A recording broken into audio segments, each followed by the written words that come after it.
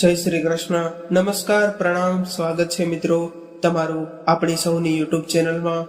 મિત્રો, ઉત્તર પ્રદેશના એક જિલ્લામાં એક ચૌધરી સાહેબ તેમના પરિવાર સાથે રહેતા હતા.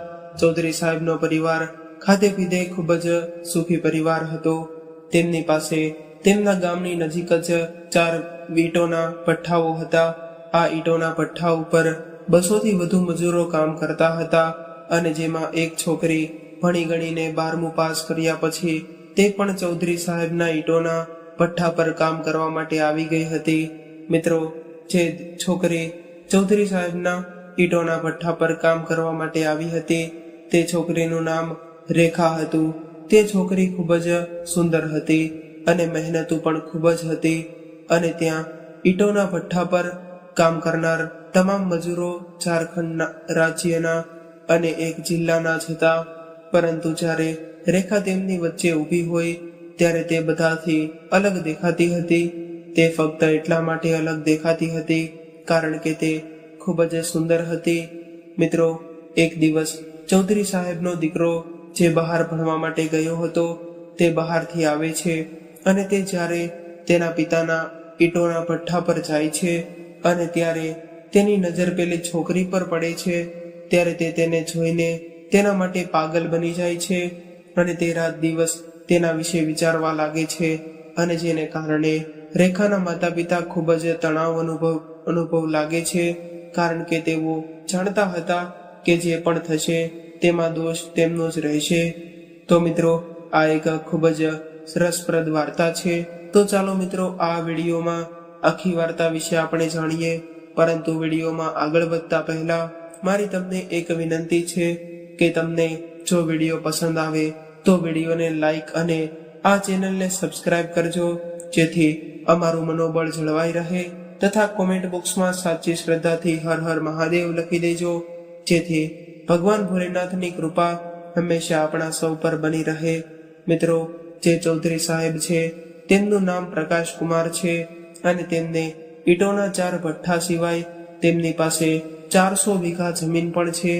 આખા વિસ્તારમાં તેમનો દરજ્જો હતો, જેને કારણે પૂરા વિસ્તારમાં તેમનું નામ અને માન તેમની સાથે બધું જ હતું.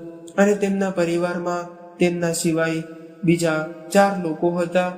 તેમના પરિવારમાં તેઓ પતિ પત્ની, એક દીકરો અને એક દીકરી પણ હતી. તેમની દીકરી MBBS નો અભ્યાસ કરતી હતી અને દીકરો BTech નો અભ્યાસ કરતો હતો. પ્રકાશ કુમારના દીકરાનું નામ સુરેશ હતું. મિત્રો, હાલમાં સુરેશ તેમનું ભણતર પૂરું કર્યા પછી 2-4 મહિનાથી એક પ્રાઇવેટ કંપનીમાં નોકરી કરે છે અને તે નોકરી કરે છે તેને પગાર પણ ઘણો મળે છે. તેમ છતાં એક દિવસ અશોક કુમાર તેમના દીકરા સુરેશને કહે છે કે દીકરા, હવે તું તારી ખાનગી નોકરી છોડીને ઘરે બેસીને તારો પોતાનો ધંધો કર અને તેની સંભાળ રાખ. ત્યારબાદ મિત્રો, સુરેશ પોતાની નોકરી છોડીને ઘરે આવીને પોતાના ઈંટોના ભઠ્ઠા પાસેથી એક ઓફિસમાં બેસીને તે ઈંટોના ભઠ્ઠાનો કારોબાર સંભાળવા લાગે છે. એક દિવસ વહેલી સવારે તે પોતાના ઈંટોના ભઠ્ઠામાં ફસવા માટે નીકળ્યો અને ત્યારે તેણે જોયું એક છોકરી કાદવમાં ઊભી હતી અને તેના પર પાણી નાખ્યા પછી તેને પાળવો માર્યો. તે પરસેવાથી લબધબ થઈ ગયેલી હતી, તેમ છતાં તે હજુ પણ મહેનત કરી રહી હતી. મિત્રો, જ્યારે સુરેશ તેને જુએ છે ત્યારે તે તેને જોતો જ રહી જાય છે. ત્યારે તેનો ચહેરો પરસેવાથી કાચ જેવો ચમકતો હતો. તેના હાથ અને પગ મારામાં ઢંકાઈ ગયેલા હતા.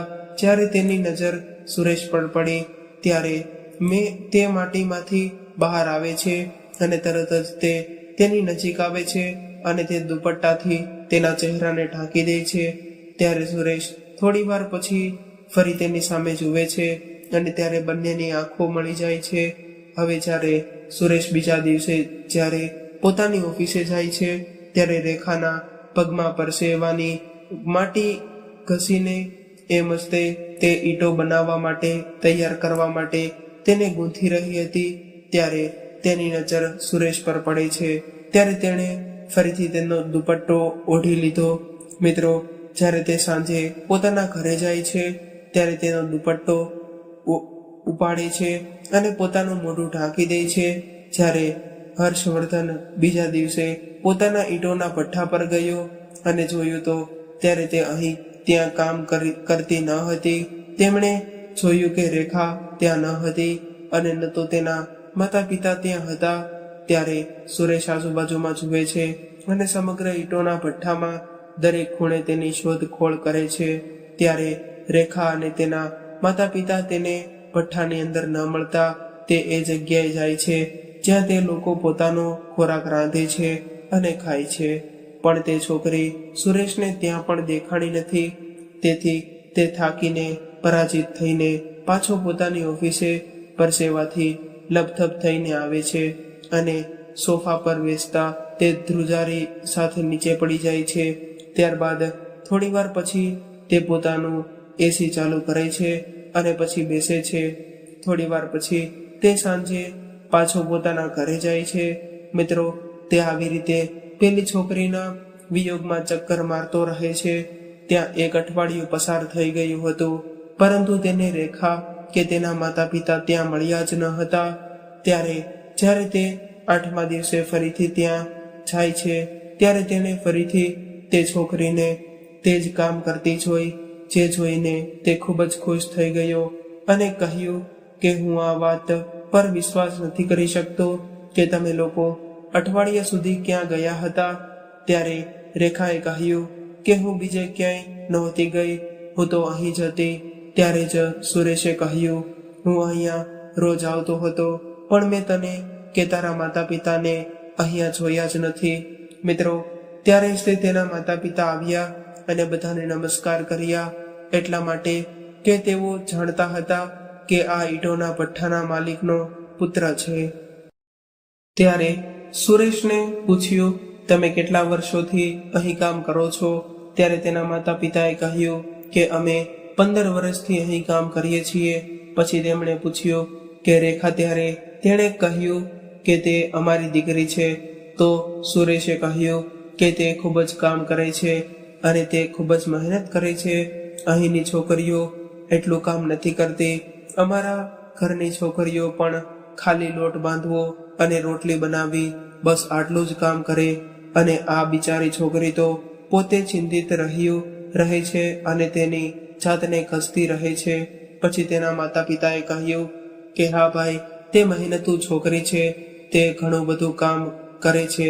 પછી તેઓ એ કહ્યું કે અમારી છોકરી ખૂબ જ મહેનતુ છે. મિત્રો, આ સાંભળીને રેખાએ તેમનો થેન્ક યુ કહીને આભાર માન્યો. રેખાના માતા પિતા જ્યારે ઇંગ્લિશમાં થેન્ક યુના 2 શબ્દો સાંભળ્યા ત્યારે તેઓને ખૂબ જ ગર્વ થયો અને કહ્યું કે ભાઈ, આ અમારી દીકરી પણ ભણેલી છે, તે ખૂબ જ સ્માર્ટ છે અને તેની દાદીના ઘરે રહેતી હતી. તે ત્યાંથી 12મું પાસ થઈ ગઈ હતી. તેના દાદીનું અવસાન થયું હતું, તેથી તે અમારી પાસે રહેવા માટે આવી ગઈ હતી. હવે અમે તેને ક્યાં રાખીએ? અને અમે એને અમારી સાથે લાવ્યા છીએ અને 1-2 વર્ષમાં તેના લગ્ન કરીશું અને પછી તે તેના ઘરે ચાલી જશે. મિત્રો, જ્યારે રેખાના માતા પિતાએ તેમની પુત્રીના વખાણ કર્યા અને કહ્યું કે અભ્યાસમાં સારી છે અને ખૂબ જ તેજસ્વી છે, તો હર્ષવર્ધને પૂછ્યું કે તે કયો વિષય કર્યો છે? તો રેખાએ કહ્યું કે તેણે મેથ્સ કર્યું છે. આના પર સુરેશ એકદમ આશ્ચર્યચકિત થઈ ગયો અને કહેવા લાગ્યો કે ગણિત ખૂબ જ અઘરું કામ છે. પછી તે કહે છે કે અઘરું કંઈ નથી, ગણિત બિલકુલ મુશ્કેલ નથી, મારો પ્રિય વિષય ગણિત હતો.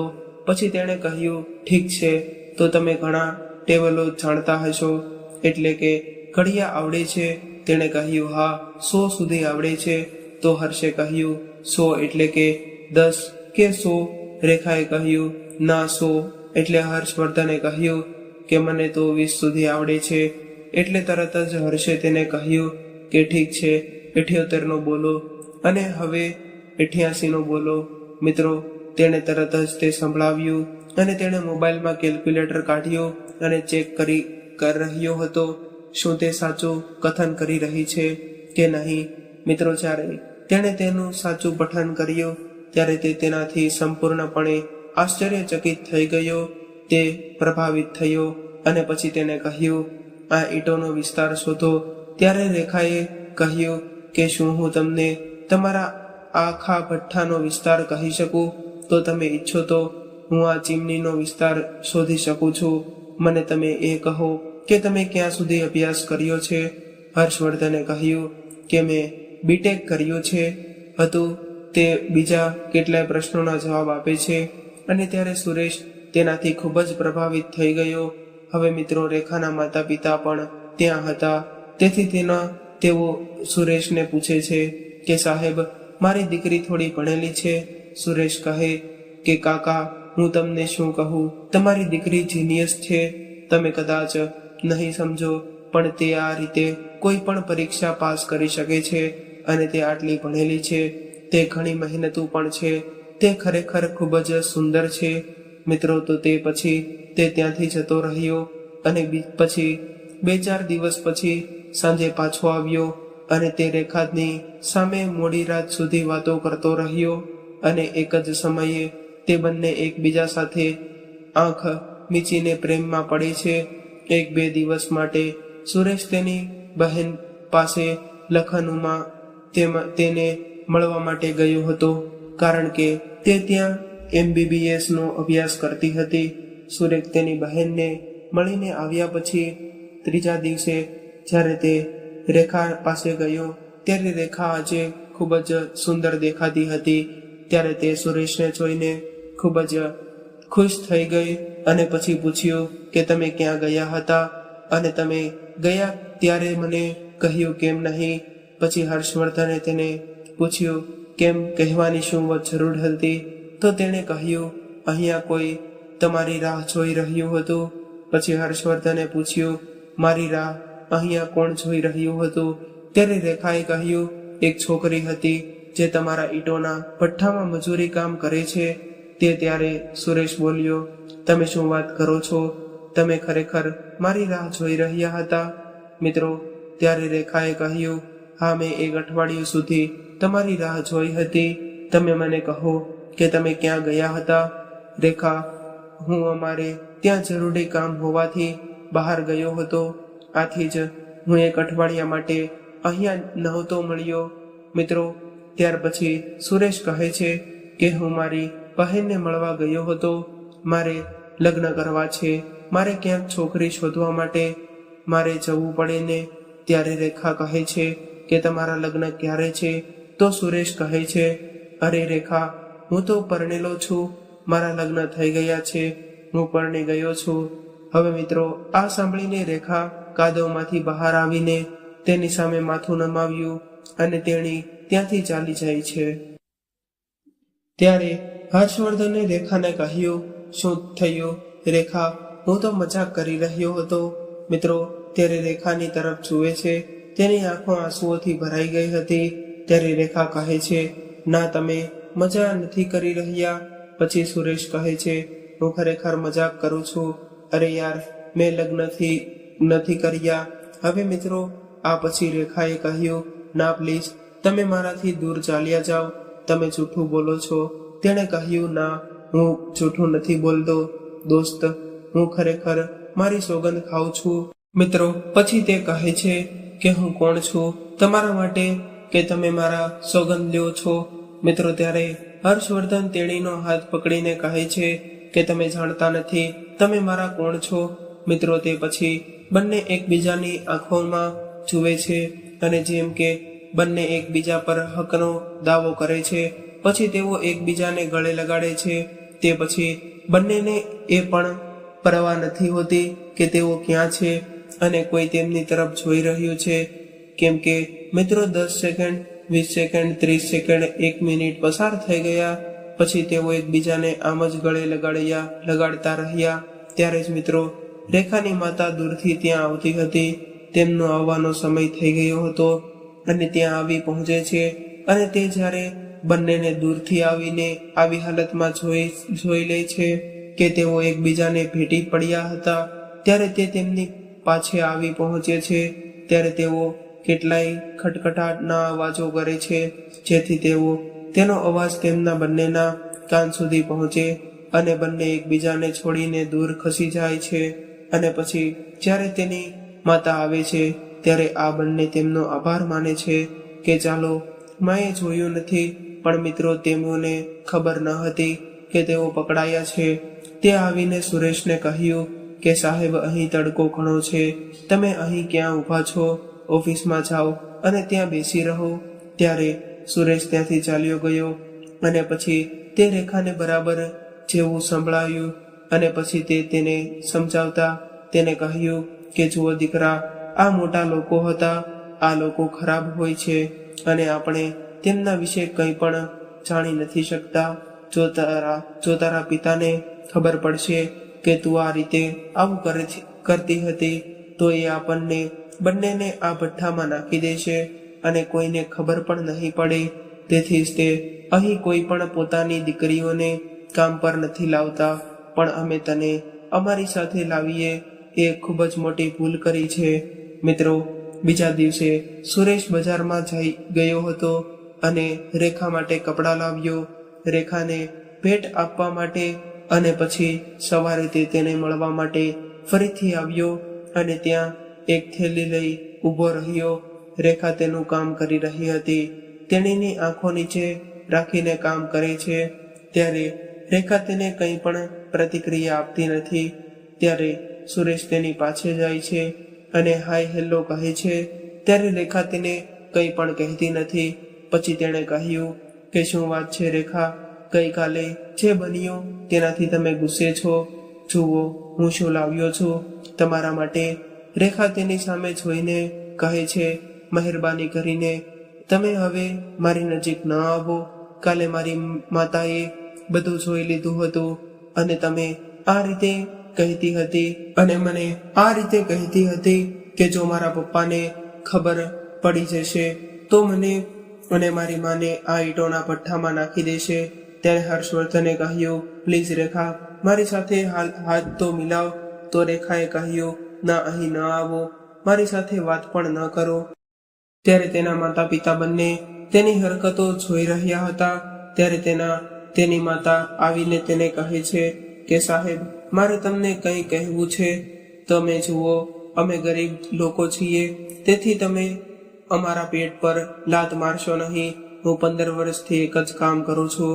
તો તમારા પિતાને આ બધી વાતની ખબર પડશે તો તેઓ અમારી ચામડી ખેંચી નાખશે અને એમને આમાં અમારી જ ભૂલ દેખાશે. તો સાહેબ, મારી દીકરીને પણ બચાવજો. અમે લોકો કમાઈને ખાઈએ છીએ. અમે લોકો ખૂબ જ ગરીબ લોકો છીએ. અમારો દુનિયામાં કોઈ આધાર નથી. બસ જે કંઈ પણ સહારો છે એ આ એકમાત્ર સહારો છે. અમે લોકો અહીં કામ કરીને કમાઈએ છીએ. અમારી પાસે બીજું કાંઈ નથી. તેથી જ સાહેબ, તમારી પાસે જો બધું તૈયાર છે, ફક્ત તમે મારી દીકરી સાથે હાથ મિલાવી શકો છો. બાકી તમે ગઈકાલે જે કર્યું હતું તે હવે મારી પુત્રી સાથે ન કરો.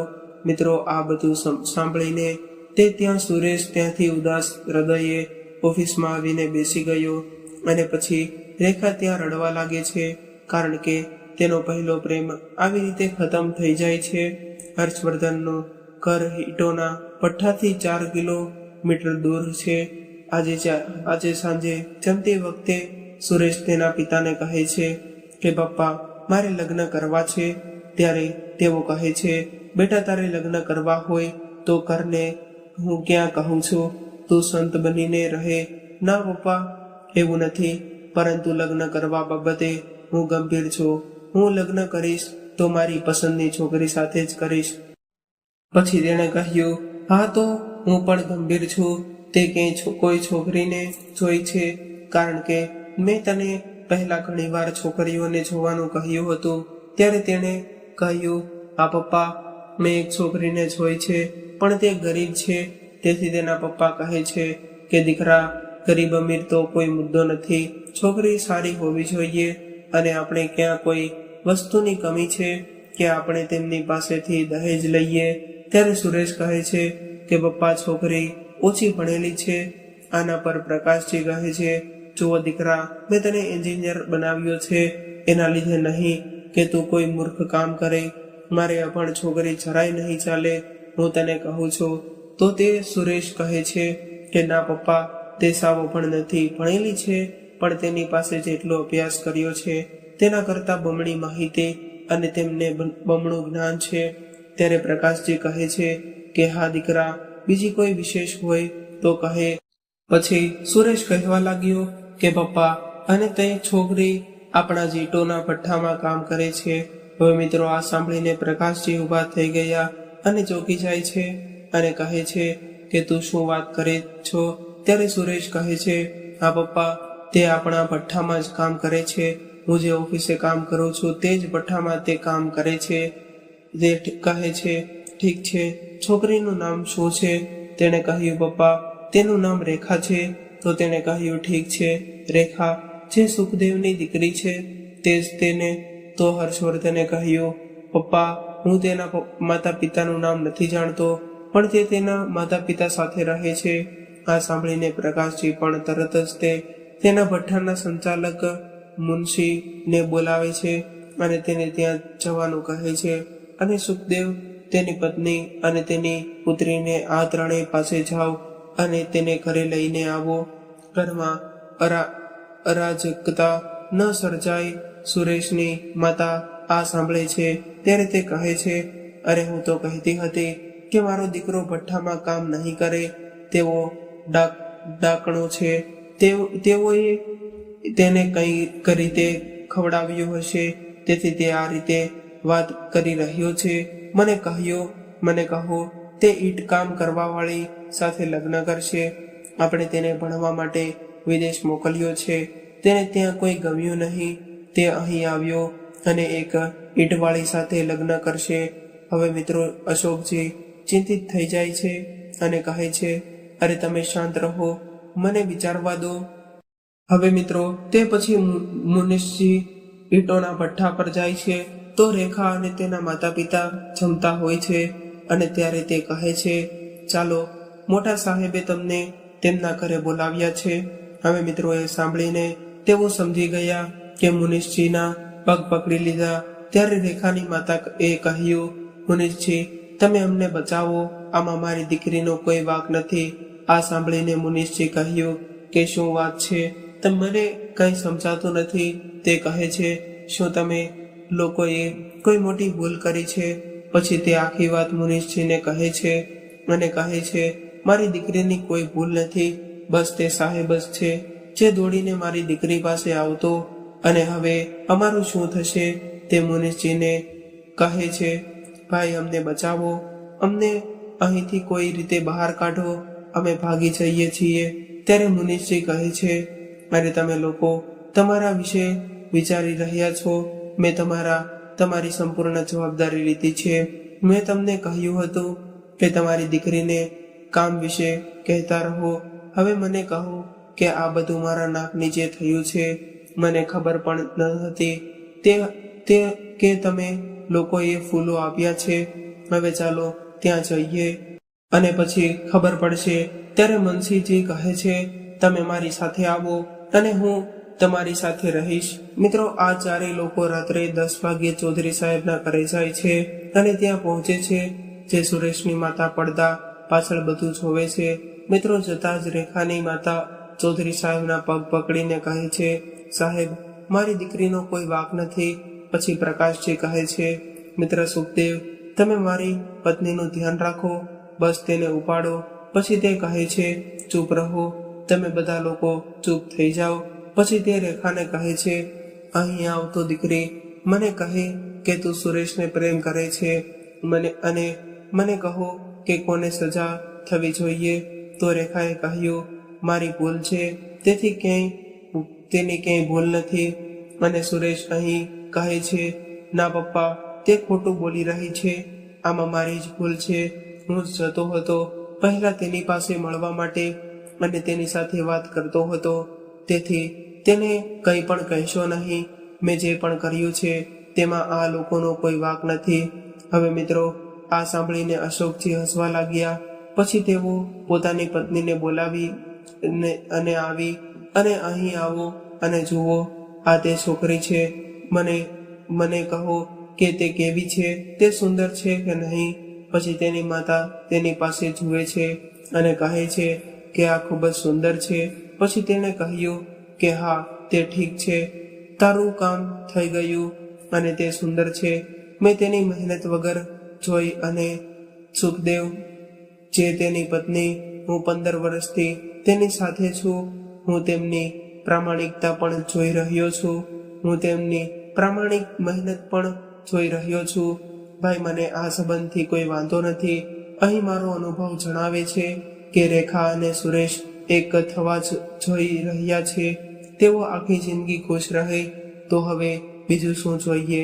મિત્રો, આટલું સાંભળ્યા પછી રેખાના માતા પિતાએ કહ્યું કે અમારી પાસે આપવા માટે કંઈ નથી, પણ અમે તમારા માટે મફતમાં કામ કરતા રહીશું, જીવશું ત્યાં સુધી. ત્યારે તેઓએ કહ્યું, મિત્ર સુખદેવ, તું મારો મિત્રો મટીને હવે તો વેવાઈ બની ગયો છો. ખબરદાર, જો બીજી વાર આ રીતે વાત કરી તો મિત્રો. તે પછી ચૌધરી સાહેબે સુરેશને અને તેના રેખાના ખૂબ જ ધામધૂમથી લગ્ન કરાવ્યા અને રેખા આગળ ભણવા લાગી. તો મિત્રો, આપણી આ કહાની અહીંયા પૂર્ણ થઈ ગઈ. મિત્રો, જો તમને કહાની પસંદ આવી હોય તો આ વાર્તા જો તમને પસંદ આવી હોય તો અમારી ચેનલને જરૂરથી સબસ્ક્રાઇબ કરી લેજો. તમારા મિત્રો સાથે આ વિડીયોને શેર કરી, બની શકે તો લાઈક પણ કરી દેજો. ફરી મળીશું આવા જ એક નવા વિડીયો સાથે અને એક નવી માહિતી સાથે. ત્યાં સુધી સૌને મારા જય શ્રી કૃષ્ણ, રાધે રાધે, હર હર મહાદેવ.